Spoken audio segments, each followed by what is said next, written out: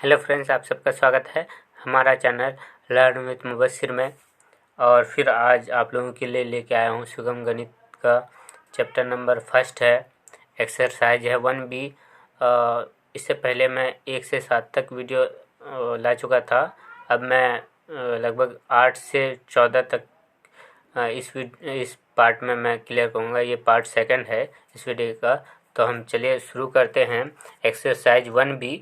उसमें हम आपको मतलब क्वेश्चन नंबर 8 से कराते हैं। क्वेश्चन नंबर 8 कराएंगे, उसको 9, 10, 11, 12। तो शुरू करते हैं। पहला वाला क्वेश्चन है क्वेश्चन नंबर 8। दो संख्याओं का गुणनफल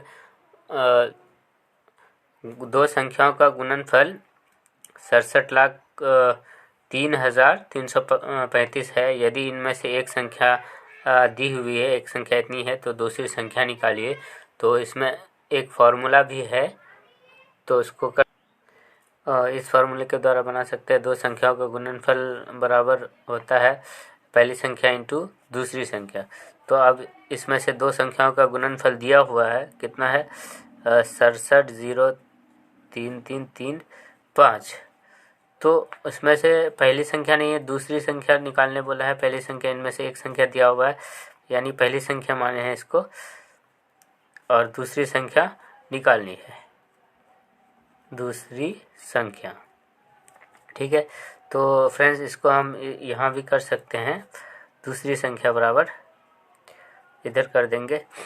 तो यहाँ देखिए फ्रेंड्स, ये हो गया, इधर गुना में है इसके साथ, दूसरी संख्या के साथ। तो ये इधर जाकर के क्या हो जाएगा, भाग में आ जाएगा। तो हम इसी में लिख देते हैं यहाँ दूसरी संख्या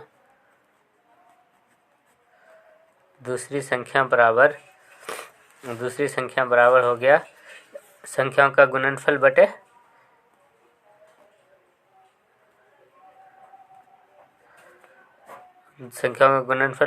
या भाग 543। तो इस तरह से आप इसको भाग दीजिएगा। इस तरह से जब भाग देंगे तो भागफल आएगा आपका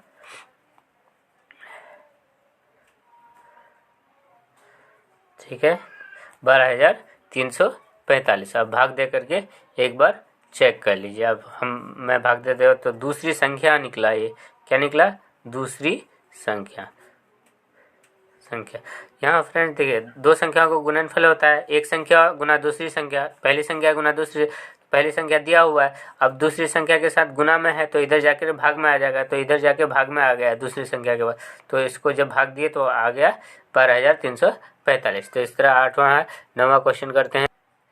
यदि एक पैकेट में 15 मिठाइयाँ रखी जा सकती है, एक पैकेट में 15 मिठाई, तो इतने मिठाइयाँ कितने पैकेट में आ सकती हैं। तो हमको क्या निकालना है, पैकेट निकालना है। तो हमको मिठाइयाँ इधर देखें, चूँकि 15 मिठाइयाँ लिख देंगे। मिठाइयाँ कितना पैकेट में, चूँकि 15 मिठाइयाँ रखी जा सकती है, लिख सकते हैं पूरा, या ऐसे रखी जा सकती है कितने, एक पैकेट में। कितना, एक पैकेट में। इसलिए 2055 मिठाइयाँ रखी जा सकती है। तो कितना पैकेट हो गया, 2055 भागा 15। ठीक है फ्रेंड्स, अगर 15 मिठाइयाँ एक पैकेट में रखी जाए तो 15 पैकेट एक पैकेट में, तो 2000 मिठाइयाँ कितने, तो क्या लगेगा इसमें, क्या हो जाएगा, कम आ जाएगा। इस वजह से हम इसको भागा देते हैं। जब भागा देंगे तो कितना हो जाएगा, तो भागफल में आ जाएगा आपका 137 पैकेट। 137 पैकेट, 137 पैकेट की आवश्यकता होगी। क्वेश्चन नंबर 10 है। यदि 8 पैकेट सीने के लिए 14 मीटर 80 सेंटीमीटर कपड़े की आवश्यकता होती है, तो एक पैकेट सीने के लिए कितने कपड़े की आवश्यकता होगी। 8 पैकेट के लिए 14 मीटर लगता है, एक पैकेट के लिए कितना लगेगा, ज़्यादा लगेगा, कम लगेगा। 8 पैकेट के लिए 14 मीटर, एक पैकेट के लिए कितना लगेगा, कम लगेगा, तो भाग हो जाएगा। तो यहाँ चूँकि इसलिए मैं 8 पैकेट के लिए कितना पॉइंट में दे देते हैं 14 मीटर 80 सेंटीमीटर। ठीक है, तो 14 मीटर में कर देंगे 14.80 मीटर, यानी 14 मीटर 80 सेंटीमीटर। इसलिए एक पैकेट सीने के लिए एक पैंट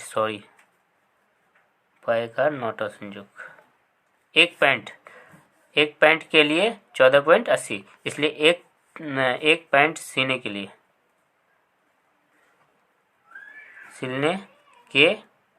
लिए कम कपड़े की आवश्यकता होगी, तो इसको हम क्या दे देंगे, भाग दे देंगे, भागा 8। जब हम भागा देंगे तो क्या हो जाएगा 1.85 मीटर। इसका मतलब आप इसको ये कर सकते हैं 1 मीटर 85 सेंटीमीटर कपड़े की आवश्यकता होगी। इस तरह से 10वां क्वेश्चन समाप्त होता है। 11वें क्वेश्चन की तरफ चलते हैं। 11वां क्वेश्चन कहता है हमें कि 10 मीटर लंबाई वाला एक धागे को बराबर टुकड़ों में बांटना है। 10 मीटर एक धागे की लंबाई कितनी है, 10 मीटर। कितना है, 10 मीटर बांटना है, तो धागे की प्रत्येक टुकड़े की लंबाई कितना होगी। इसको 10 पार्ट में अगर जब बांटेंगे तो इस पार्ट की लंबाई कितना मीटर होगी। तो हम यहाँ लिख देंगे, एक टुकड़े की मांग रहा है तो हम 10 यानी, तो फ्रेंड्स हम यहाँ देख लेते हैं कि 10 मीटर लंबाई वाले धागे को 8 बराबर भागों में बांटना है। तो एक टुकड़े की लंबाई, तो यानी 8 टुकड़े की लंबाई 10 मीटर है। ये कह सकते हैं ना, 8 टुकड़े की लंबाई 10 मीटर है। 8 टुकड़े की लंबाई बराबर 10 मीटर। इसलिए एक टुकड़े की लंबाई क्या होगी, कम होगी या ज़्यादा होगी, कम होगी। इसलिए एक टुकड़े धागे की लंबाई लिख सकते हैं, धागे की लंबाई 10 भागा 8 बराबर कितना हो जाएगा 1.25 मीटर। इसका मतलब 1 मीटर 25 सेंटीमीटर, 1 मीटर 25 सेंटीमीटर।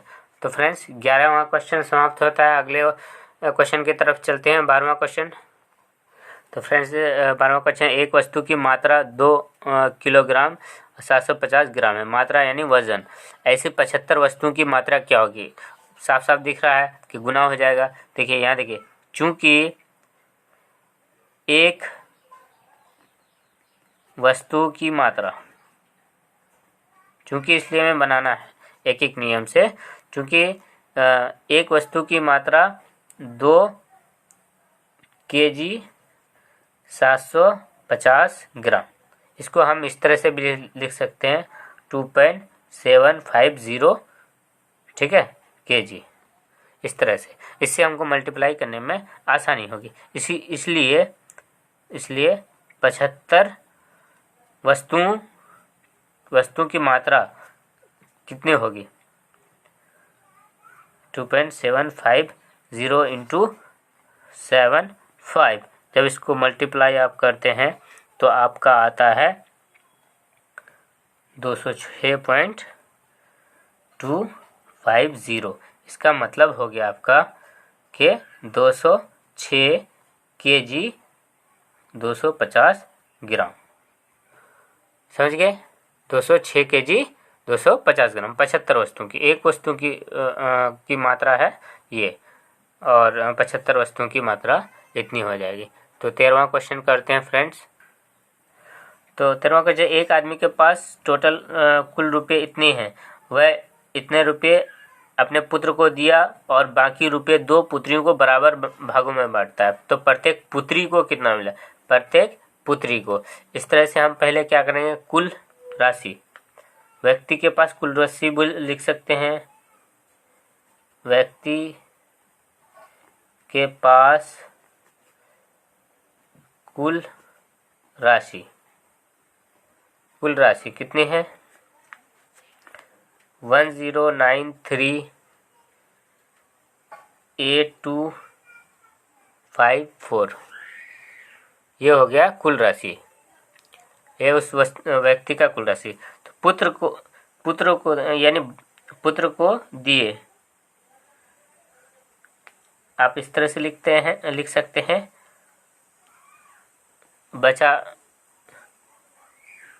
बचा राशि पुत्र को देकर। ये लिखेंगे तो आपको कैलकुलेशन करने में दिक्कत नहीं आएगी।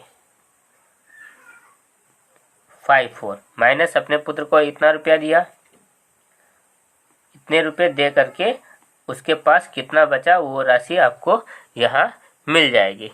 जब ये हम उसको माइनस करते हैं तो आता है मेरे पास 732, ठीक है। ये होगा 60,61,732 उस पुत्र को दे करके। तो प्रत्येक पुत्री को मिला रुपया, ये लिख देंगे, प्रत्येक पुत्री को मिला रुपये या राशि, जो भी लिखना है, रुपये या राशि। तो देखिए ये टोटल राशि है। अब इसको दो पुत्री में बांटना है तो 2 से भाग दे देंगे। 2 से जब भाग देंगे तो प्रत्येक पुत्री को जो भी राशि है वो आ जाएगा इसमें। जब इसको भाग देते हैं फ्रेंड तो आता है हमारा 30,30,866 रुपये। इससे ये प्रत्येक पुत्री को मिला।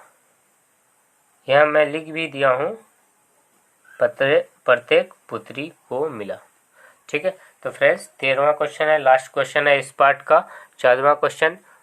तो चलते हैं। 14वां क्वेश्चन है 29,478 रुपये में 325 रुपये मूल्य की कितनी कुर्सियाँ खरीदी जा सकती है। तो यहाँ हम लिख सकते हैं एक कुर्सी का मूल्य, एक कुर्सी का मूल्य बराबर 325 रुपये। चूँकि इसलिए मैं भी बना सकते हैं, चूँकि एक कुर्सी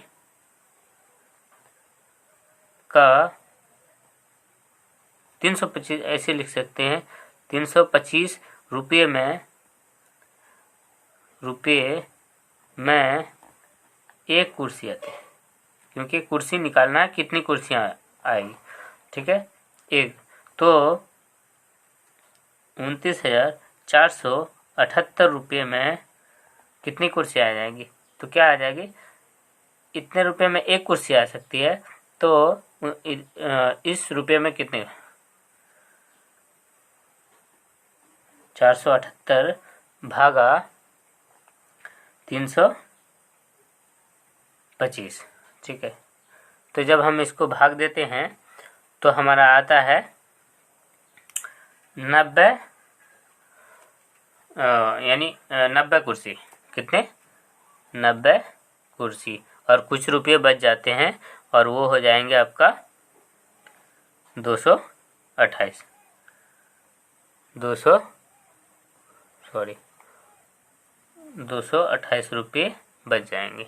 अब फ्रेंड्स यहाँ भाग दे करके आप देख सकते हैं 325 भागा 29,478। तो जब आप इसको भाग देंगे 90 आएगा और इसमें कितने आ जाएंगे,